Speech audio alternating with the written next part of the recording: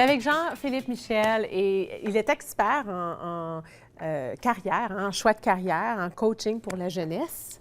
Et ce soir, tu nous parles de développer la conscience en soi. Oui. Pourquoi tu voulais parler de ça? C'est important de développer la conscience en soi, d'après moi, pour 3 raisons. Premièrement, quand on apprend à se connaître, on apprend à mieux connaître ce qu'on veut. Donc, c'est plus facile de faire des plans de carrière.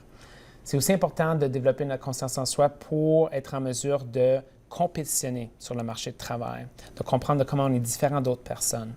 Donc, ça veut dire de comprendre nos qualités, nos faiblesses, dans ce sens-là? Nos faiblesses, oui, intérêts. Puis troisièmement, pour pouvoir s'améliorer. Donc, quand on a une idée de nos forces, nos faiblesses, on sait, OK, mais voici une catégorie de compétences dans laquelle je dois m'améliorer. Oui. Donc, c'est pour ces 3 raisons-là que je pense que c'est très important de développer la conscience en soi. Puis comment est-ce que tu différencies la confiance en soi et la conscience en soi? La conscience en soi, c'est la capacité d'introspection. Donc, l'habilité de pouvoir comprendre qui on est et se comparer aux autres. Oui. Tandis que la confiance, ça serait nos croyances par rapport à qu'est-ce qu'on peut accomplir. Donc, je pense qu'il y a un lien, mais il y a une différence assez importante. Une différence assez importante. Ouais. Et peux-tu me donner un exemple d'un jeune ou d'une jeune qui vient te voir avec un besoin de travailler sa conscience en soi? Où est-ce que tu commences? Bien, souvent, les parents vont me demander comment tu fais pour travailler avec des ados. Puis c'est pas avec des questions ouvertes, c'est ça la clé. Donc, si une adolescente m'approche puis on commence à travailler ensemble, je ne vais pas lui demander quelles sont tes qualités, quelles sont tes forces. C'est trop abstrait. C'est pas assez dans leur monde, c'est pas assez terre à terre. Donc, ce que je vais faire, c'est que je vais leur faire des exercices. Je vais donner quelques exemples d'exercices. Okay. Il y en a un très populaire, c'est un outil psychométrique qui s'appelle le StrengthsFinder. Le StrengthsFinder, c'est un questionnaire validé qui va aller leur demander certaines questions par rapport à des préférences. Puis là, il va ressortir 5 forces principales. Puis, une fois que les forces principales sont ressorties, là, on va pouvoir les analyser pour voir comment cette personne-là les utilise dans sa vie puis peut les utiliser dans sa carrière. Oui, OK. Oui. Ouais. Mais alors, c'est structuré. Oui. Bon, okay. Ouais. Okay. Des fois, c'est structuré avec un outil psychométrique. Des fois, c'est un peu plus créatif. Par exemple, quand les jeunes doivent développer leur conscience en soi par rapport à leurs valeurs, ce qu'ils trouvent d'important, je vais leur donner des cartes de valeurs, donc 30 différentes valeurs. Je vais leur demander, dis-moi quelles cartes sont importantes pour toi. Okay. Donc, eux vont pouvoir dire, voici, cette carte-là est importante pour moi, moins importante, plus importante. Puis, ils vont voir, bien, il y a une priorité, il y a une hiérarchie dans mes différentes valeurs. Puis là, ils vont pouvoir me décrire pourquoi certaines valeurs sont plus importantes que d'autres. Puis là, moi, ce que je vais faire, c'est que je vais dire, bien, voici les valeurs qui sont importantes pour toi. Comment est-ce qu'on peut créer un futur pour toi où tu peux utiliser ces valeurs-là ou vivre ces valeurs-là. Puis, souvent, les gens disent, mais attention, les valeurs peuvent changer. Oui, c'est vrai. J'allais te demander, hein? Donc, l'exercice, c'est très bon. Par exemple, si moi et toi, on allait le faire aujourd'hui dans notre vie, de le faire peut-être il y a 10 ans, il y a 5 ans, de le faire dans 10 ans. Comment est-ce que tes valeurs vont changer? Peux-tu me donner un exemple d'associer comme une valeur qu'on choisirait avec une option de carrière qui mettrait en valeur cette valeur-là? OK. Par exemple, pour moi, l'apprentissage, de pouvoir apprendre, c'est une grande valeur pour moi. C'est quelque chose que je recherche. Donc, je dois trouver un travail où je peux apprendre des nouvelles habiletés, des nouvelles connaissances. Ouais. OK. Alors, c'est comme ça, ou genre, si tu avais une valeur où est-ce que tu dois être capable de prendre tes propres décisions? L'indépendance. L'indépendance. Absolument. Il y a une classique, c'est sécurité-risque. Il y a des gens qui aiment beaucoup la stabilité et la sécurité.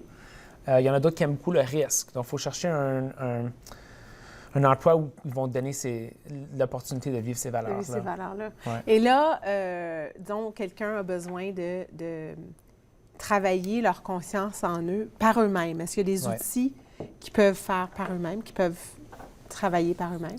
Oui, là, on en a parlé de 2. Le StrengthsFinder, c'est un outil que les gens peuvent faire par eux-mêmes, en fait, parce que c'est disponible en ligne. C'est fait par une organisation qui s'appelle Gallup.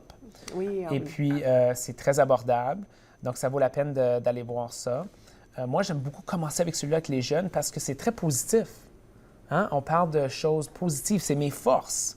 Des fois, une fois, un jeune m'a dit, l'exercice a mis en mots ce que je pensais déjà de moi-même, mais je n'étais pas capable d'articuler.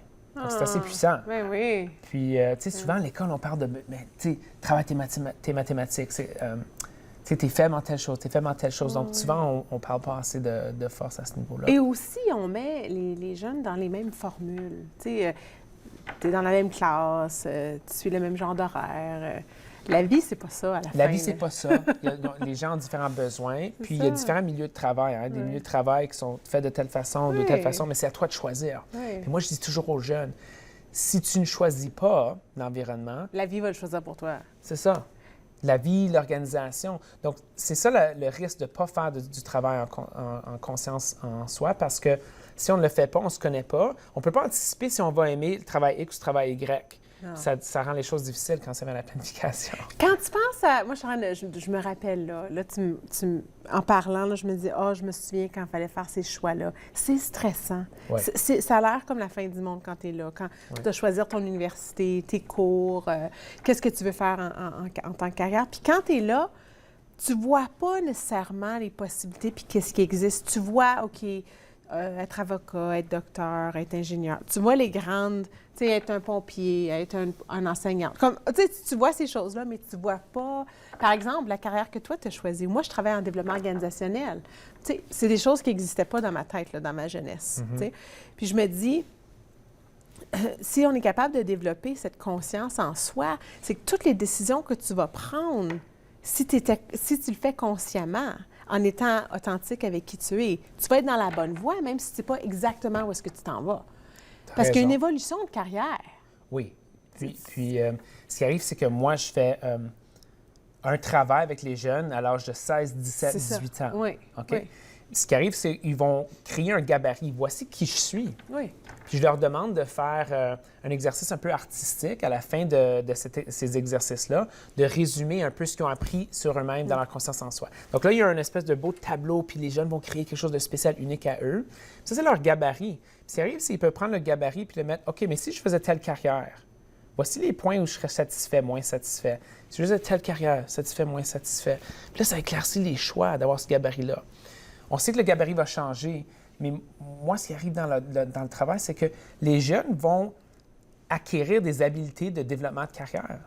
Donc, ils vont savoir que, OK, mais là, j'ai fini mon bac. Exact. Là, c'est 5 ans. Là, c'est ma première job. Là, c'est 5 ans après. Je dois aller recréer mon gabarit. Voici comment je recrée mon gabarit pour voir quelles sont mes valeurs maintenant, quelles sont mes forces maintenant. Ils vont savoir qu'est-ce le que j'ai faire appris. eux-mêmes. Oui, parce qu'on peut seulement avoir une hypothèse basée sur le gabarit. Basée sur ce gabarit-là, j'ai une hypothèse que pour 3 différents plans de carrière. Oui. On va aller les essayer. Oui. Puis là, on continue, puis on apprend sur nous-mêmes, puis on continue. Puis on peut être proactif dans l'évolution de notre carrière plutôt que de se rendre à un point tel dans notre carrière où est-ce qu'on est comme, OK, là, ça marche plus, je suis plus heureuse ou j'ai besoin d'un changement. Puis là, bien, j'ai peut-être pas été chercher les études que j'ai besoin, j'ai peut-être pas été chercher l'expérience que j'ai besoin pour aller faire ce que je veux. Parce que j'y avais pas pensé. J'adore le mot proactif dans ce contexte-là. Tu as complètement raison. Parce que avant de sentir des grandes douleurs, des grandes crises de carrière, peut-être qu'on peut anticiper ces changements-là, puis de dire, ça fait 6 mois que j'ai pas une réflexion là, sur où j'en suis rendu. Ça fait 1 an que j'ai pas pensé à ce que je veux dans ma vie. Peut-être c'est le temps de le faire de façon proactive avant d'avoir des grandes douleurs, des grandes peines au travail. C'est dur d'aller au travail, je suis misérable. On se demande pourquoi. Ouais. Souvent, c'est parce que notre gabarit a changé ou le gabarit qu'on a, bien, c'est plus un bon fit avec ce qu'on fait dans notre travail. C'est incroyable que tu dis ça, 6 mois, 1 an. Le temps passe tellement vite. Tu sais, je veux dire, puis souvent, il y a des gens qui sont en carrière puis savent exactement où est-ce qu'ils s'en vont, puis c'est ça qu'ils vont faire, puis c'est bien. Mais il y a aussi des gens qui la carrière arrive, puis là, il y a une opportunité, puis là, puis là, il y a il rentre en affaire avec quelqu'un, puis là, puis là, tu sais, il y a des opportunités qui se font comme ça. Je me demande à quel point est-ce qu'on... La conscience en soi, quand on prend une décision, tu sais, comment est-ce qu'on le sait qu'on va être groundé dans notre conscience, ou est-ce que... Tu sais? Ouais. Moi, j'ai une méthode quasi scientifique de le faire, dans un sens objectif, je dirais, versus subjectif, parce que je continue à répéter le gabarit, mais je veux mieux définir le gabarit. Par exemple, dans mon gabarit, on va prendre ton gabarit au lieu, c'est correct? Ah, OK. Ton gabarit. OK, on pense à tes 5 plus grandes forces. On pense à tes 5 valeurs les plus importantes. Okay. On pense à 3 autres facteurs qui sont importants pour toi au travail, puis on pourrait grandir la liste. OK? Mais ça, c'est le début de ton gabarit. Là, tu te dis, moi, j'ai une force Je suis très bon à connecter avec les gens. Oui. C'est vrai, ça, je te donne un compliment. Ah oui, t'es bien. C'est gentil. OK? Je suis très bonne à connecter avec les gens. Oui. Dans ma prochaine opportunité, on va dire que tu as un choix de 3 opportunités. Dans l'opportunité numéro 1, est-ce que je vais avoir la chance de connecter avec les gens? Oui, dans la première, 10 sur 10. Oui. Dans la deuxième, pas du tout, 2 sur 10. Dans l'autre, peut-être 5 sur 10. Oui. Et j'apprécie cette description-là du gabarit. OK. Oui, ça l'éclaircit pour moi. Là, on continue, on ajoute des chiffres, puis on a des hypothèses. Je pense que dans la troisième job, je vais pouvoir vivre cette valeur-là.